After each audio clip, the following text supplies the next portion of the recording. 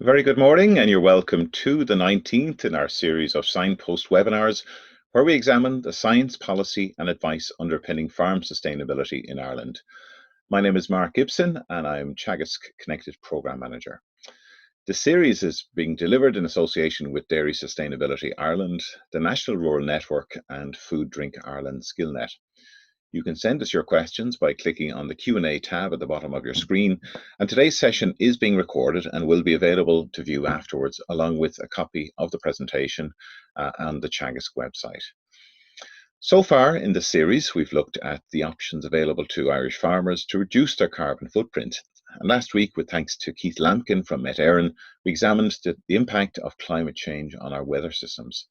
So today it's appropriate that we take a look at how the Irish agricultural sector plans to adapt to the current and expected changes in our climate. And to discuss this further, I'm delighted to be joined by Damien Wise, Higher Education Executive Officer in Climate Change and Bioenergy Policy Unit in the Department of Agriculture, Food and the Marine. And we're also joined by our very own Dr. Michael O'Donovan, head of the Teagasc Grassland Science Department based in Moorepark. So could I ask Damien and Michael if you could turn on your cameras and your audio for us? Good morning to you both. Morning, Mark. Morning, Mark. Great. We're also joined by Michelle Lavelle in the background, who's just helping us on the technical side of things today. So, Damien, you're calling from, whereabouts are you based this morning, Damien? Kildare, South Kildare. It's a bit dull out there. Okay, right. And Michael, what's it like down? You're in Moorepark today? Yeah, it was a bit wet earlier on around, we had a heavy shower of rain around 7, but it's after brightening up now, so it looks like we're going in for a good day, hopefully. Okay, well, I'm here in Castlebar this morning, and it's not looking too promising for the day. But however, the grass is growing. That's the main thing. So today, Damien, you're going to give us a presentation, and Michael, you're also going to give us a presentation. Damien, I think you got the flip of the coin, so you'll kick us off this morning's presentation. You're going to be focusing on the adaptation plan that your department has developed or in consultation with stakeholders. And so this is very much focusing on how we plan for the negative effects of climate change, and I suppose also the positive effects of climate change. Is that something that will feature? It is something that came up, but much less so. We focused on the priority impacts and the negative. I mean, you do hear some talk about an extended grazing season, potential benefits of that, but there are complications around that. Say that the extension to the season being at the shoulders could have issues with trafficability of the land. So even the positives with climate change aren't necessarily as straightforward as it might appear. But presentation today focused mostly on unfortunately the negatives, the impacts, and that's mostly what is focused on in the plan and how we'll adapt to them. Right.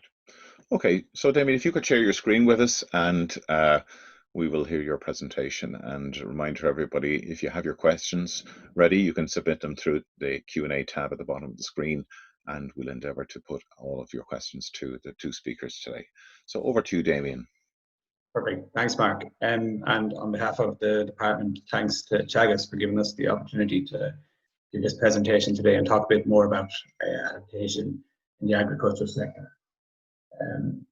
My presentation focuses on a brief overview of exactly what we mean when we talk about climate change adaptation. I'll discuss some of the policy influences, both international and domestic, and some of the broader context that fit into our creation of the sectoral adaptation plan. For those who saw Keith Lampkin's excellent presentation last week, I'll reiterate some of the information that we considered around projected changes for Ireland's climate. As part of the work in producing the adaptation plan, we conducted a national scale assessment of current and potential future climate impacts. And as part of an impact and vulnerability assessment, from this we produced a list of priority impacts that we expect to see from climate change. And I'll briefly outline some of those, as well as some of the cross-sectoral adaptation issues. And then I'll go through some of the case studies that we featured in the plan and measures, potential adaptation measures contained in those that could be considered. So what is adaptation? Climate change adaptation refers to how we plan for the negative effects of climate change and take suitable action to prevent or minimize the damage it can cause. Adaptation planning allows us to build resilience to changes in our climate, allowing society to take advantage of any opportunities that might bring. Ireland's climate is changing in line with global patterns. So an increase in mean annual air temperature, the number of warm days, increase in number of annual frost days, and an increase in annual rainfall. But even if we were to become a carbon neutral society tomorrow, our climate is going to continue to change. So sustainable adaptation is going to be necessary one way or another, and the agricultural sector must be. So here are some of the adaptation policy influences that feed into our work in this area. Internationally, there's the Paris Agreement and the Sustainable Development Goals, and Goal 13, as you can see, is particularly relevant to adaptation work. There's the Green Deal, with a proposal to enshrine adaptation strategy law, a step up on adaptation across the EU. Domestically, the Climate Action and Low Carbon Development Act 2015 gives statutory authority to the work that we do in the area. On the adaptation side, the National Adaptation Framework, arising out of the Act, gives a framework for how we create our sectoral adaptation plan. And we created it alongside, it was done as a whole of government approach to creating adaptation plans. So agriculture is one sector, but there are 11 others, such as biodiversity, water infrastructure and water quality. And our own plan, for example, contains agriculture, forest and seafood, which are three related sectors all taken together. And then there's the Climate Action Plan to tackle climate disruption, which the next iteration of that is currently being discussed as well. The Climate Change Advisory Council, an independent advisory body tasked with assessing and advising on how the country is making the transition to a low carbon, climate resilient and environmentally sustainable economy. They also feed into our work and provide commentary and guidance. They're established in 2016. In their 2019 review, just one point, that adaptation is continuous learning and improvement process. And really with this first statutory plan, it's an iterative process, but this is the first statutory plan. So in a way, although there has been adaptation work ongoing, we're at the start of a formal coordinated process here. In December 2019, there was a review of the sectoral adaptation plan making. The CCSE noted that although climate adaptation is expensive, inaction will likely cost more. Good progress has been made, but gaps remain. And perhaps the most important point that they made for our work in the department is that to date, awareness of the need for adaptation remains poor. And to counter this, we need to ensure adaptation is properly mainstreamed in policy. The IPCC 2019 Climate Change and Land Special Report also we're considering. Land provides the principal basis for human livelihoods and well-being, including the supply of food. It's both a source and a sink of greenhouse gases, and land ecosystems and biodiversity are vulnerable to ongoing climate change and weather and climate extremes. Sustainable land management can contribute to reducing the negative impacts of multiple stresses, including climate change, on ecosystems and societies. So, what changes in climate are likely to be the greatest impact on the agriculture sector? Again, this will be familiar to anyone who saw Keith's presentation last week.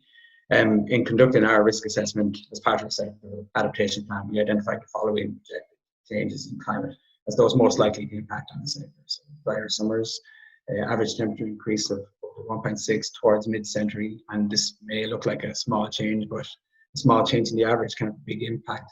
The extremes, wetter winters, up to 14% increase in winter rainfall, and more intense storms predicted.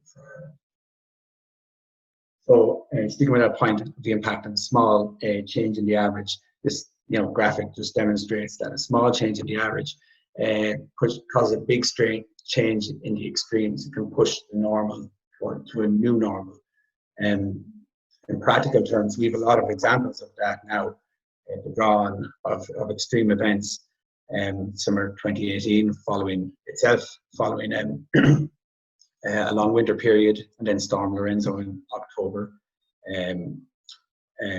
where many houses were flooded, businesses and losing power.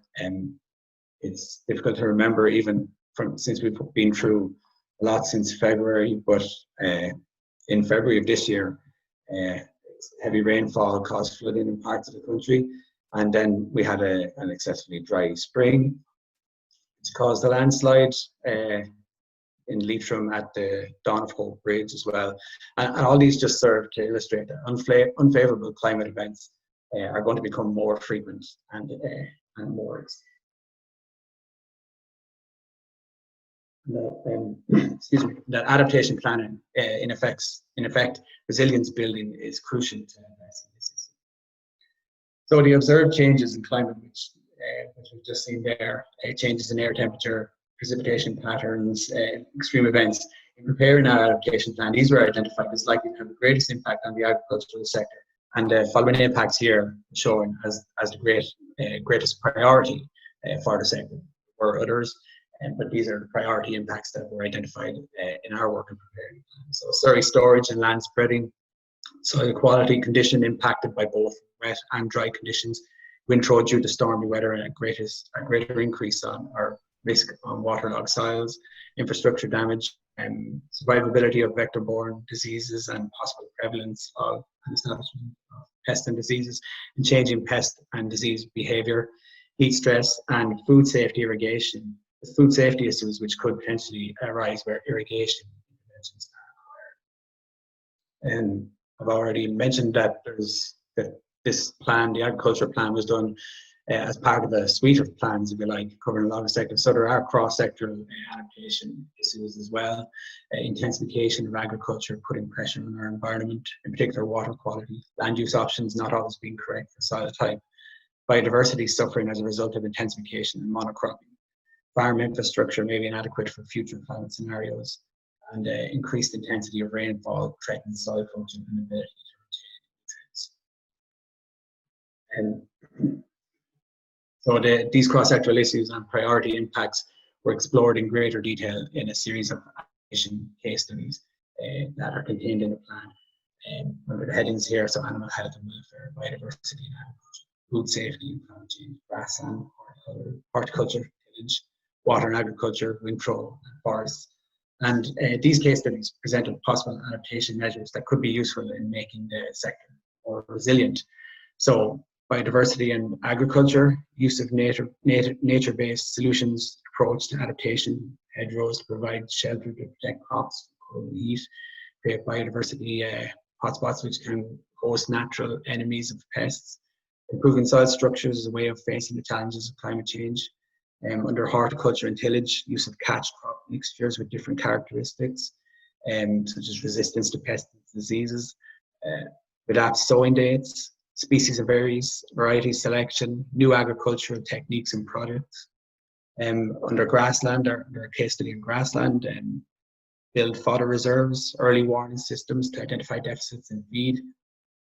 There's also mitigation measures, because mitigation and adaptation go hand in hand a lot of the time. So some adaptation measures have mitigation built into them as well. So use of mitigation species swards, use of mixed species swards and leguminous crops more resilient to increased temperatures.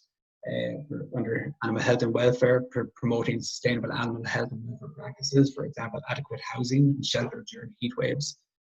Grassland, maximizing grazing efficiency through recording grass production, and water and agriculture, properly sited and designed slurry stores to prevent runoff. And so conclude from that. So, I mean, the adaptation plan contains a range of these case studies and potential measures that those involved in the sector could go to as a starting point in how they might adapt their own practices, better prepare and plan for the expected changes that we see. In conclusion, we're already experiencing the negative impacts of climate change. Climate change amplifies the existing risks and creates new ones. Adaptation is not an alternative to mitigation, but an essential component in our efforts to reduce the impacts of climate change. And well-planned early adaptation done right saves money, protects nature, and helps to prevent disruption later. Thank you.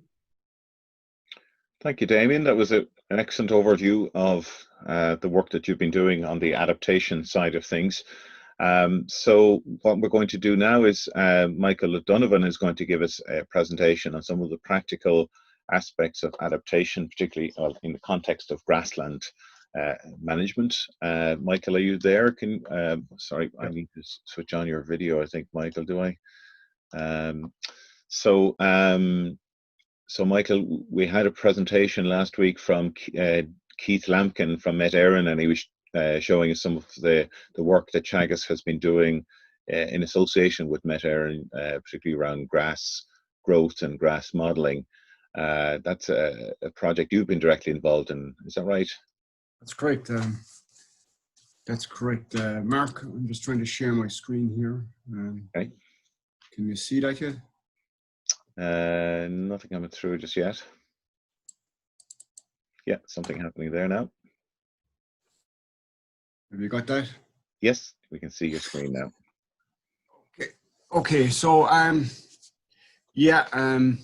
I for the purpose of this webinar, and to talk about mitigation, climate change mitigation, from the aspect of where we are in on the grassland science side of things in Teagasc, one of the key things for us is to try to control and try to improve our understanding of grass growth variation, what's going on with grass growth, and basically how to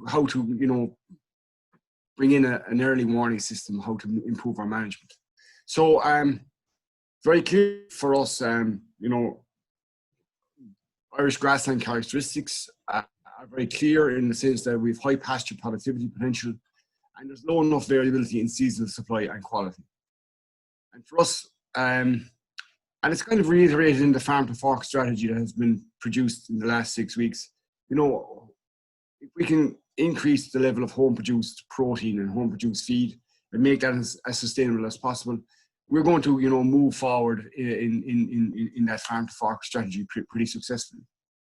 But as the industry knows, there's inconsistent product prices and there's rising costs, year on year. There's inflationary costs between inputs and labour. And increased grazed grass, it does decrease the cost inside farm gate, and makes us more and more competitive. And one of the key things for us is always to consider what, well-managed grazed grass, well-utilized grazed pasture, the cost benefit of that relative to other feeds, such as, okay, grass silage is a home-produced feed, but it's still nearly 2.5 times the cost of well-utilized grass. Then you have, the concentrate coming in through the farm gate, which again, a good bit dearer, nearly 5 times. And then, you have forage crops, which are kind of opportunistic crops that people grow at, generally in the early autumn. They're not without their costs either. And I suppose everything here is in the context of farm to fork. As Damon just alluded to, the climate action plan, water quality, and increasing our air quality. So what I've done here is I've put in some recent weather challenges that we've met, the concept of PastureBase Ireland, some of the drought impacts, especially the drought of 2018. Our new, I suppose, grass growth model, the Moorepark St. Gilles grass growth model, which is driven by LD Ruel, and I suppose what improvements we have to make as regards controlling very grass growth variability. So I just looked for the purpose of this. We're measuring rainfall in Moorepark for the last since 1950, and this is probably what you can see per decade as from 1950 up through the decades to the current day. So you can see a steady increase in grass growth through those decades. And then when you look at the 12 months of the year by decade, what's really interesting for me is, and we've targeted seasonal grazing and targeted grazing now at the shoulders of the year. And as we have moved through, if we just move through some of the months of February per decade, you can see here, it's probably fairly apparent why we have targeted that, because February-March periods have have shown decreased spring rainfall in those periods. But if you just go back to the mid-season, the mid-summer months of let's say May, June, July, we had a lot in Moorepark, and this is the Moorepark side alone. We had a lot less rainfall in those months through the 70s and 80s, and it has begun to increase in the last 20 years. And again, the one apparent thing for us looking at this graph is the movement towards higher rainfall in those winter months. And okay, in the last 9 years, if you look at December, but even December and other in the last decade was considerably lower than this decade. So okay, we've seen an increase in overall annualized rainfall per decade, but there is variation taking place through the months, and I suppose that's where some of our mitigation has to be considered. And I suppose we have looked at that through targeting earlier spring grazing in that February period now. So some of the recent weather challenges, and looking at the recent weather challenges, there's been about 7 weather challenges in the last 11 years. And some of these have varied from 2 weeks up to 3 months. And like the most recent weather challenge, if you just go through these, has been, very low rainfall in the eastern coastal counties in May and June of this year, which caused, a fair amount of supplementation intervention to take place. Then the previous one to that would have been the drought of 2018, which would have been, probably cost the country about 3 tonne of pasture on average, on individual farms. That might have been a lot more considerable. March, April of 18 with Storm Emma, 2 weeks of no growth, which I suppose, did a lot of damage on the farm as regards feed supply. There was a lot of feed being used for a 2 to 3 week period. In that period, there was the delayed spring grass growth. There was no growth there for a number of weeks due to the snowfall that we had. Then there has been, other weather events like Storm Ophelia in September, October of 17, which caused a lot of livestock to be housed and constrained a lot of silage harvesting in northwestern Midlands. And 13, a very cold spring. Autumn 12, very late autumn, and the two of these kind of joined onto each other to cause a fodder crisis in the northwest, and then another fodder crisis down the south. And then May 2009, there was a very heavy rainfall in that month, causing very, very poor grazing conditions, delayed first cut silage, and reduced dry matter production for that year. So, like, of the seven weather events that we've experienced in the last 11 years, by far the most significant was the drought of 2018. And I suppose this just kind of shows you, when I was putting this together, I didn't probably take when you have weather events, you kind of move on and you look to the future. But like we have had a number, so it's no coincidence. And I suppose the thing that we have to be really working towards here is if there's weather events joined to each other, well, then there has to be, at farm level, there has to be big mitigation factors put in place to avoid what we saw in 18. So this is just the grass growth curve of PastureBase Ireland, and many of you know PastureBase, which is run and directed by Micheál O'Leary, which is our national grassland database.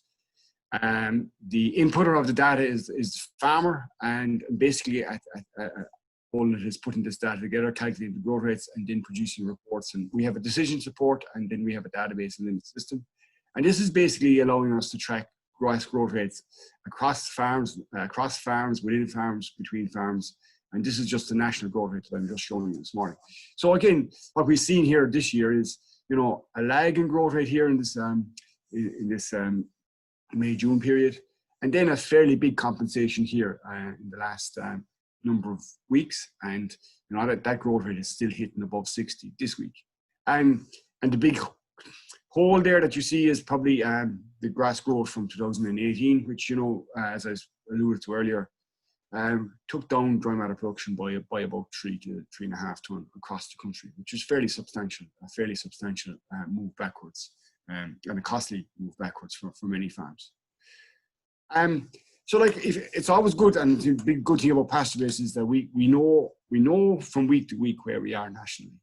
We have farms measuring from Skull and West Cork up to Mallinhead and Donegal, across to Louth, up. So like, we have a huge, I suppose, amount of data coming through the system.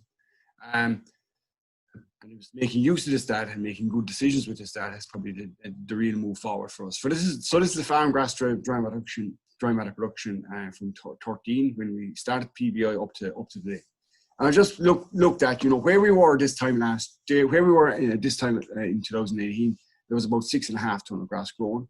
Last year in 19, about 8 ton. And currently this year, we're sitting at about 7.8 ton.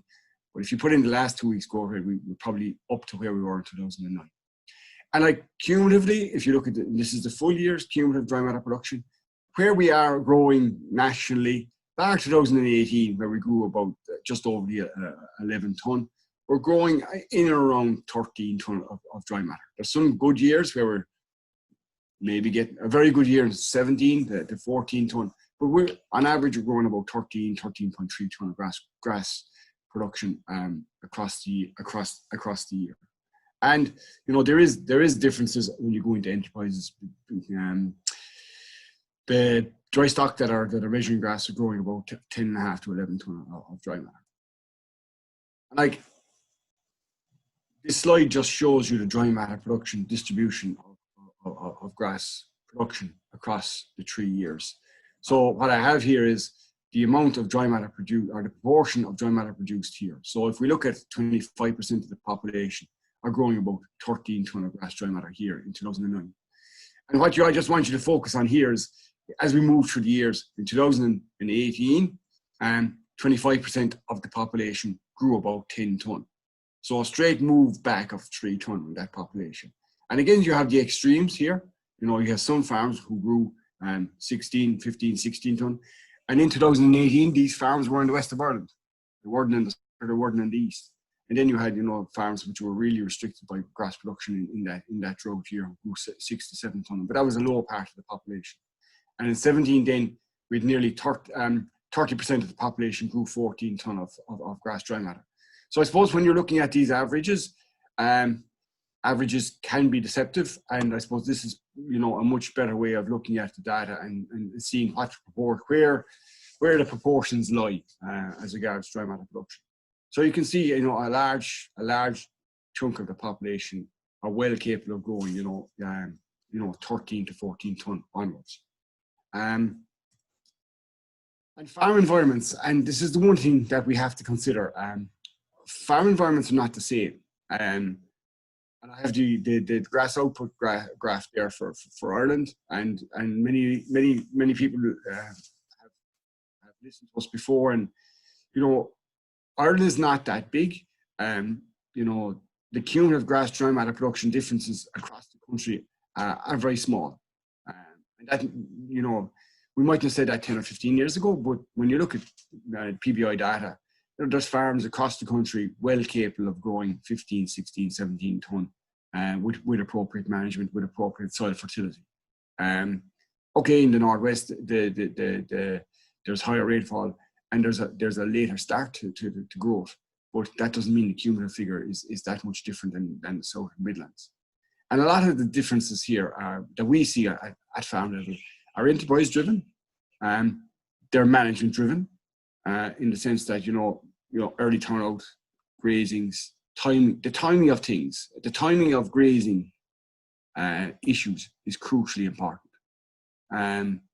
Climate, yes, and how you adapt to climate and how you set up a farm system to climate is very, very important. And that's one of the reasons we have this heavy soils program running. The use of farm roadways, the use of on-off grazing, they're adaptations to climate, and many farmers have put them in place. Soil type, yes, there's challenges with heavier soil types as regards grazing. They can be very, very productive mid-season. That's another challenge as regards timing of grazing, timing of taking out silage, whatever. And soil fertility, like the soil fertility challenge is just basically, you know, reacting to a soil report. I don't think there's, you know, there's much more I can say on that, but you know, soil fertility is basically, you know, good management, reacting what the report says, and getting a nutrient management plan in place. As regards sward species, you know, we have a considerable amount of evidence now out there showing, you know, the use and the advantage of grass clover swards. We've about 8 years work from here in Moorepark, and about I think about 6 years in County, showing the benefit of high clover pastures and what they can grow, what the animal effects are from them, and you know, we are going to be met with lower probably nitrogen application patterns, and one of the key things that we have to put in place is clover on farms.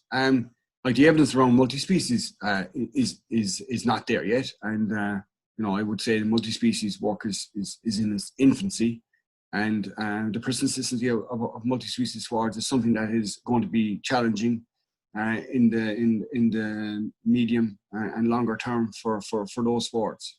While they may be there at the start, they may not be there at the end. And the outcomes here that we're talking about here can be entirely different. You know, I could give you the range and differences there in dry matter production for all those factors. But you know, if you can manage and join the positives of all those factors together, you know, farms can produce 13 to 15 ton of grass dry matter consistent. So I just wanted to look at inside in this because of, you know, many of us didn't probably know what a large grass deficit was until 2018 came, and like, you know, at the time, different I suppose there was different reports of the cost of drought coming out, and this is work. This is the result from the National Farm Survey from Brian Moan's group for the last 3 years. So if you just focus here on 2018, concentrate costs increased by about 2 cents a litre over 17. And concentrate input per cow went up by about 300 kilos. And pasture and forage costs also went up by another cent a litre. So like purely from the deficit of grass production, the costs of concentrate and the cost of pasture and forage costs rose by about 3 cents a litre. Number of grazing days moved backward by about 6. And the one interesting thing here is, and this is from the dairy side, the milk produced actually stayed the same from the previous year. So, you know, farmers put in extra feed but got actually no extra response from that feed that went in that year. And the total costs, you can see here, the total costs, you know, went up by about 4 cents a litre. So I suppose it's worth considering when you're putting in all this feed, and at the end of when you come to, you know, December, and you look at the budget from the farmer, and there's you know, no extra revenue coming from the feed source. It's probably a huge pressure on the farm incomes, and it is a huge pressure on farm incomes, and it's something that we probably have to be cognizant about. And like what I looked at here was the cost to a farm, a 40-hectare farm of that drought was about 16,000 euro, which is a substantial cost. And like on a per hectare, that's about 400 euro per hectare added feed cost in 18. And no added performance. That's probably the key thing that we have to focus on here. No added performance from this extra feed. And when you look at the data, and I didn't show it here in this slide, the lower stock farms, and like by virtue of the fact of them being lower stocked, you would say that they were in a better position, like to cope with this. They actually had from the National Farm Survey data higher feed costs, and that's something that we should consider here. You know, just because you're lower stocked, we have to consider. You should be considering: are you using the feed inside the farm gate well enough? And you maybe could consider that they're not, maybe these lower stock farms are not focused enough on pasture. And then from 2019, there's the residual feed costs.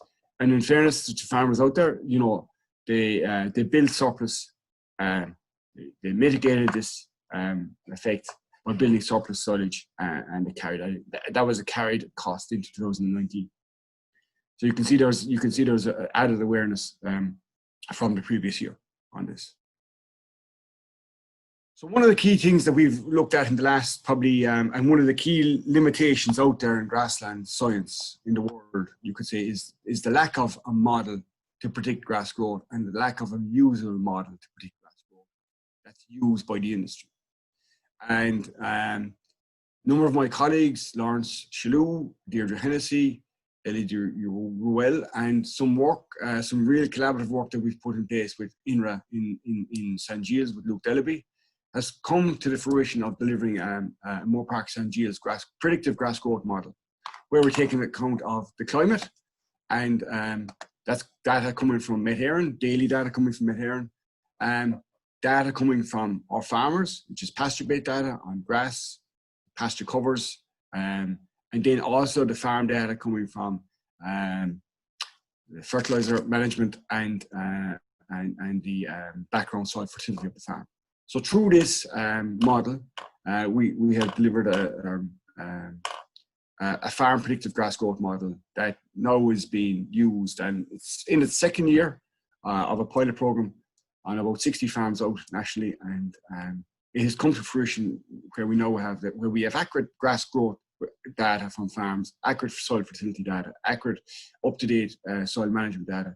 We can be quite accurate as regards to prediction of grass growth. And like, why is this important?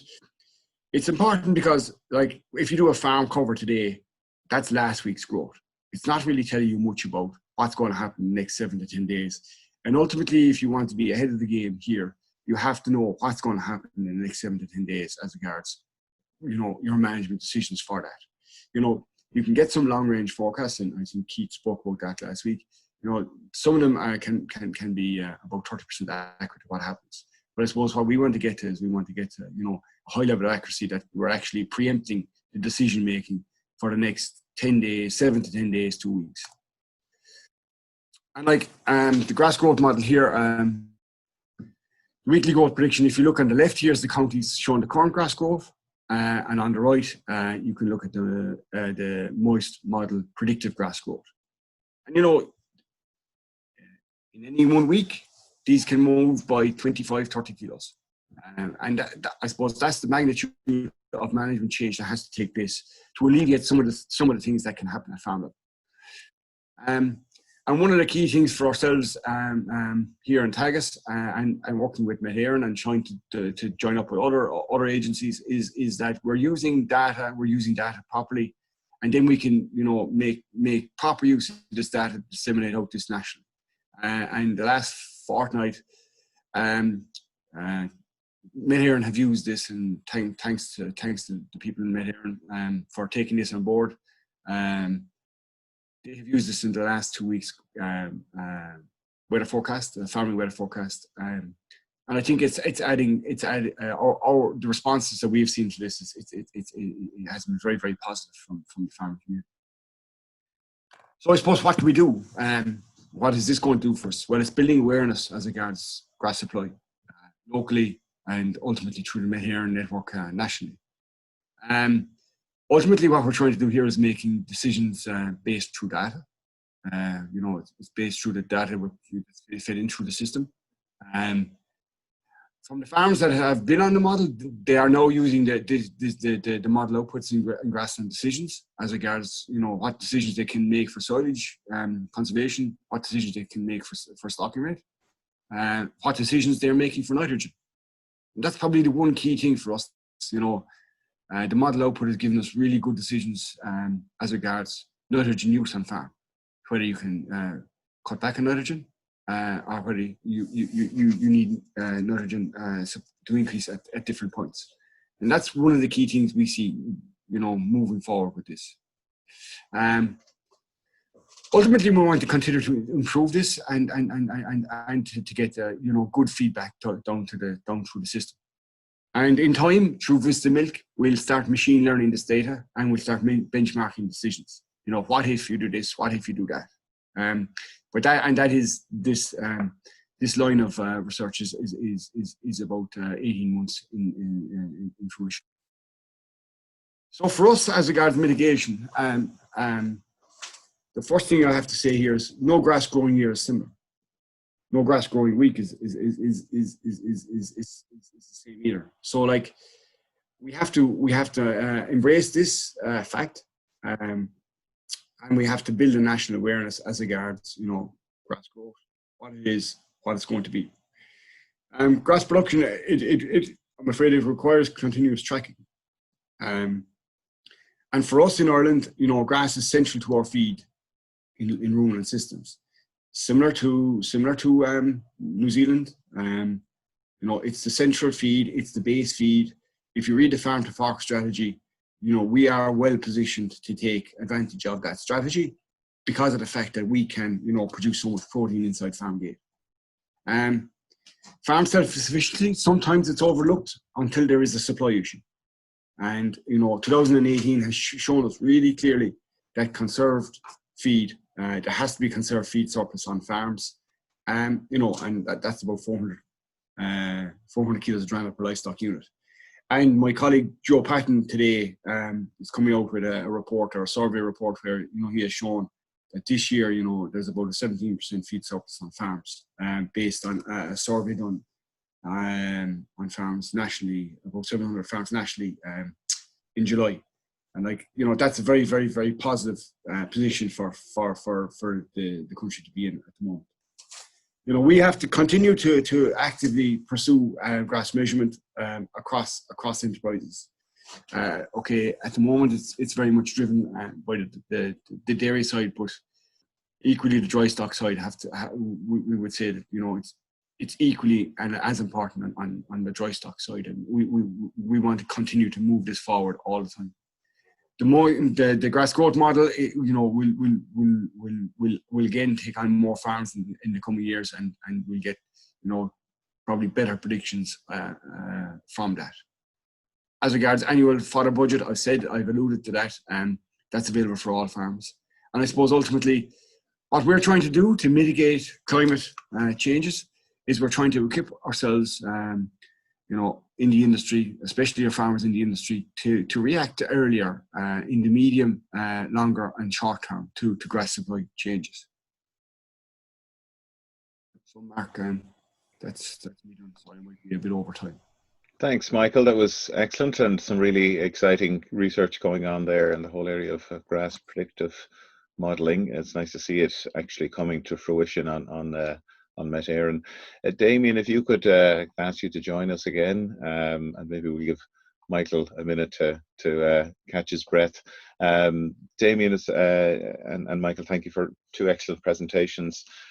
Damien, just in relation to the climate adaptation plan for Ireland, there was a recent finding by the Supreme Court that Ireland's national mitigation plan falls well short of being specific enough. Does this have implications for our adaptation planning in terms of, you know, the metrics involved there?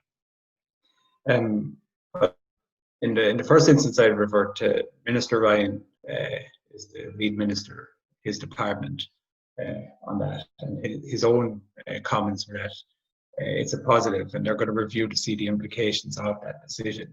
In terms of the impact on us for adaptation planning and the second adaptation plan, that's still extant. In some ways, the 2017 mitigation plan was superseded by the Climate Action Plan 2018.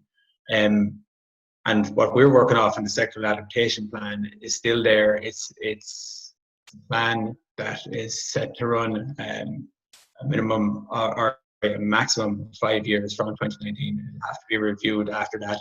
It contains 16 actions and 41 sub-actions that we've now moved on to an implementation phase on that. So, yeah, the ruling requiring, you know, more specific targets in the mitigation plan is something that is going to be reviewed in the Department of Communications, Climate Action and Energy. But for our own part, practically, on our day-to-day work and implementing the adaptation plan, it's fine for the time being. Oh, you're muted, Mark, sorry. Sorry about that. I have some background noise here. Damien, we have a question here about how does sustainable adaptation sit with sustainable intensification? This notion of, I suppose, reducing the carbon footprint per litre or per kilogram of food produced. I suppose in the first instance, I'd say it can be looked at separate to sustainable intensification. There's a lot of adaptation measures that, properly well cited measures don't necessarily contradict intensification. I think of things like hedgerows and field margins and riparian buffers, and these sort of adaptation interventions in the first instance. In our sectoral adaptation plan, as part of our public consultation, the issue of intensification was raised, as a potential threat to biodiversity in that regard. But a lot of the measures in the plan, I would envisage them as separate to that issue, or potentially separate. They're no harm, they're benefits, and they have potential co-benefits in terms of biodiversity and wider issues beyond intensification. Okay. There's just a question in relation to silvopasture. I presume it relates to the potential role of agroforestry. Do you see that this could become an important part of the adaptation plan, particularly in relation to animal shelter, the potential for heat stress and other inclement weather impacts? Yeah, it didn't necessarily feature in. So say I was talking about the potential adaptation measures in our case studies, and agroforestry and silvopasture didn't necessarily feature there, but it's certainly a measure with potential, and again, it has so many co-benefits in terms of sequestration as well.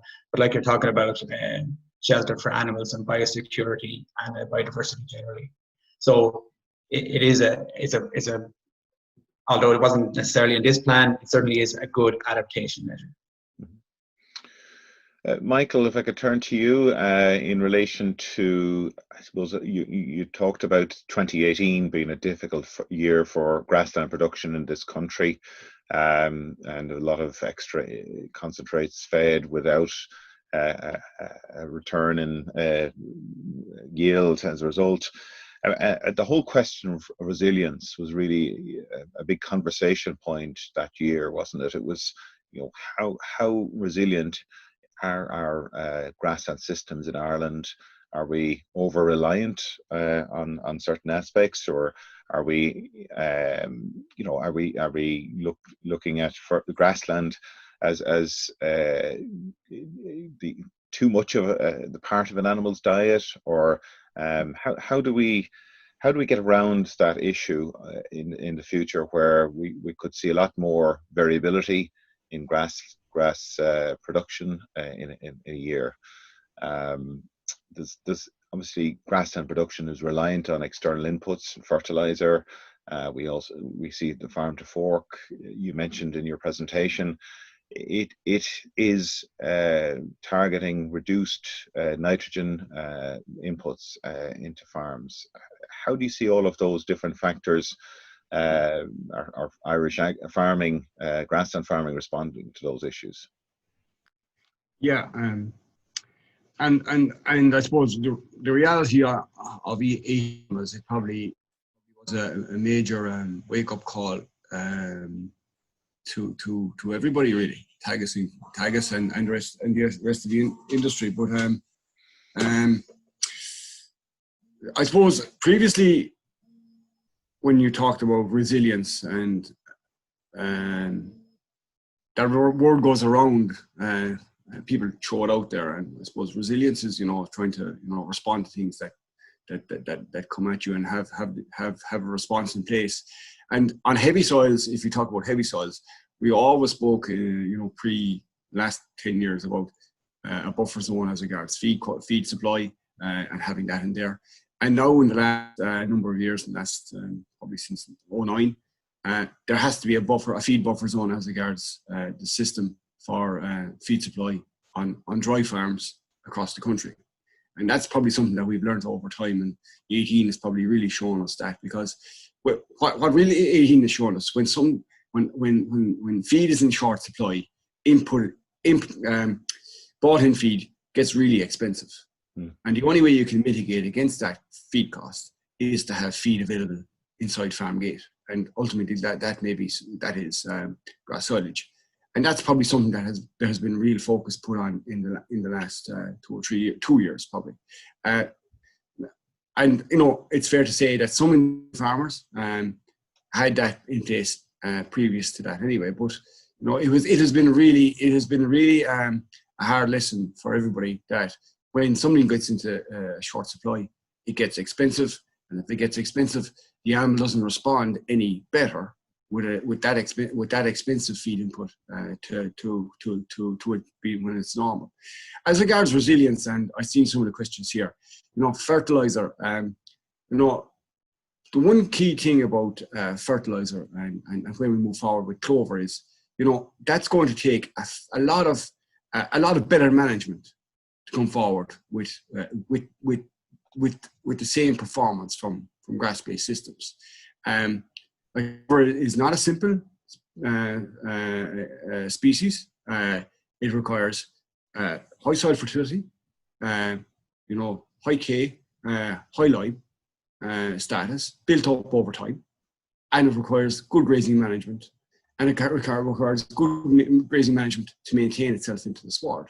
And that's going to be a big challenge, and it's going to be a problem for some farms. And that is the reality of that. But what clover can do, and Deirdre's Hennessy's work in Moorepark, clover can fix nitrogen very well if it's there in a high proportion. And like what we want is we want 20-25% of clover in the sward on average across the year, and that's what we were looking at, where we would see it giving added value to the sward. And like that's to answer the question, that's going to give us resilience going forward as well, to as regards fertilizer supply and having fertilizer there being fixed across the year. We have to start the aspect of PastureBase and putting PastureBase out on more farms. Where we are with PastureBase at the moment is about 500,000 to 600,000 cows in the country are managed through that system, which is huge progress.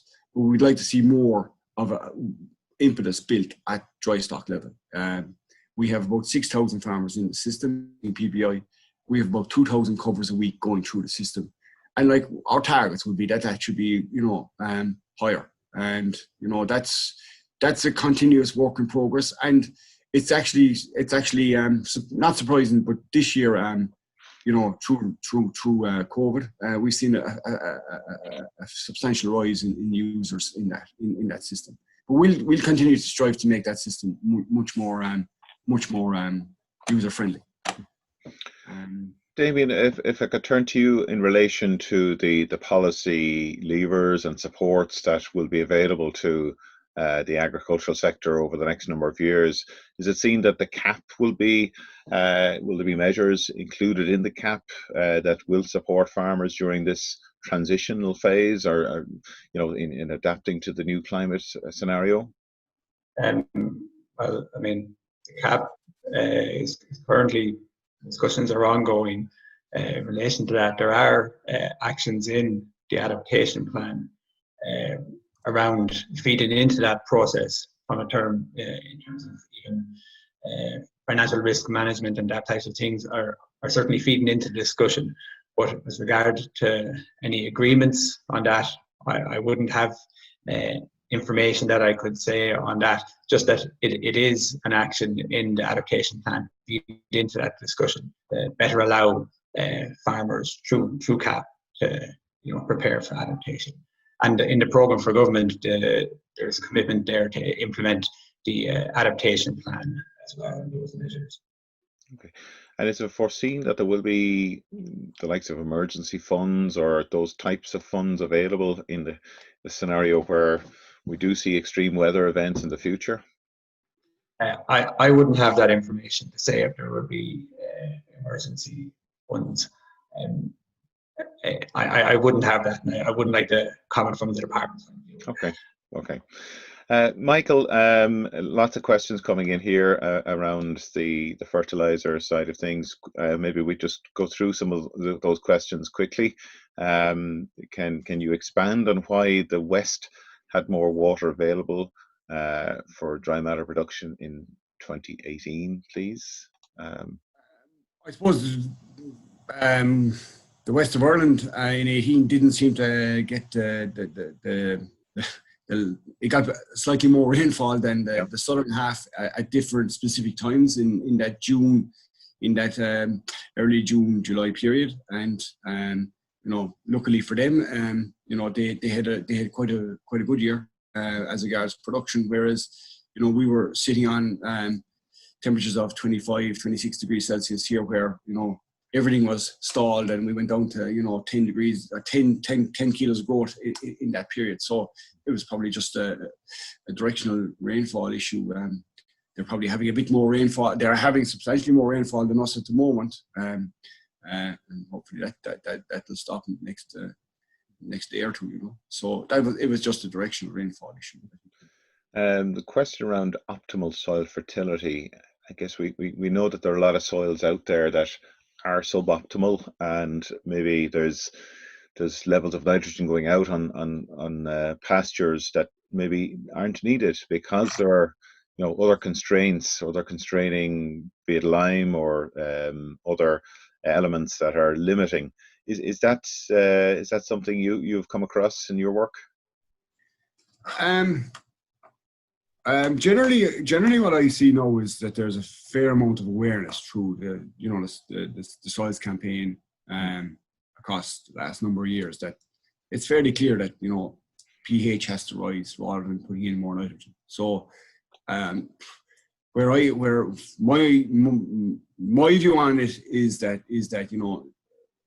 there's a lot more awareness now that pH has to be right, and elements P and K have to be right, rather than just lowering in high levels of nitrogen that are not going to give you the response if those other elements were right. So I think that awareness is out there. I don't think there's guys putting out nitrogen willy-nilly as regards with poor soil fertility. They're probably using a compound more likely. But soil fertility is something that it's like grass. It's something that can't be stopped. You can't stop the campaign with that. And where we're going with this for the future is that our soil fertility has to be higher if you want either clover or if you want to go to multi-species. Clover won't stay in the sward at soil pH of 6. And as regards the multi-species question, I typed up the answer, but there is a full farm system study which Brendan Horn is starting. He's reseeding the swards at the moment over here in Curtains, and that's going to be a comparative study. I think it's the only farm system study evaluating multi-species versus clover versus grass only, with dairy cows. So that should be.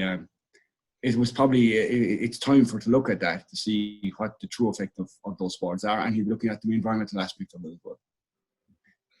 And I know there's other work going on. Damien, we spoke before about a project that NUI Galway are working on in relation to climate adaptation. Could you tell us a little bit about that? Well, it's the sequester project that it's taking place in NUIG and UL, and it's really trying to define what we mean when we talk about approach to carbon neutrality for the sector. So obviously we have our targets and we have set out what we have to do, but defining what a carbon neutral sector in agriculture and food systems will look like, that work is ongoing. I think that project is about a year with, and maybe another run to another. I'm not sure it's 21 or 22, but it's only been going a year, but it'll hopefully define what we mean for the sector, or at least give us options to consider for defining what an approach to carbon neutrality. Just on adaptation generally, there's currently an open public consultation on the EU adaptation strategy. So, people involved in the sectors and participants here today, that consultation is open through the, when you find it online for the EU adaptation strategy up the 20th of August. If people did want to feed in, sector-specific comments on that. How do they do that, Damien? Is there? It's online. I think it's through the commission, but they can go online and feed into that open. It's an EU consultation. Great. Okay, Damien and Michael, we have, I'm afraid, time has caught up on us again. So we've come to the end of our session. Thank you both sincerely for the time and effort that you've put into your presentations for today. And we've had lots of interesting questions coming through here. I think we've got through most of them. But what we'll do is we'll download these questions and maybe get back to some individuals afterwards. So we can handle it that way. So thanks again. Next week, we'll be speaking to Donal O'Brien, who's going to be talking about carbon sequestration in grassland and the prospects there and what's on offer through the grasslands in Ireland from a sequestration point of view. So I want to thank our speakers again today, Michelle Lavelle for helping out in the background, and please do get access. You can get access to the YouTube video of today on the Teagasc YouTube channel, or indeed, if you want to see the presentation, it'll be on the Teagasc website in the next number of days. It just leaves for me to thank our production team, Andy Boland, Yvonne Maher, Pat Murphy, all of our partners, and thank you for watching, and do join us again next week for the next in our series.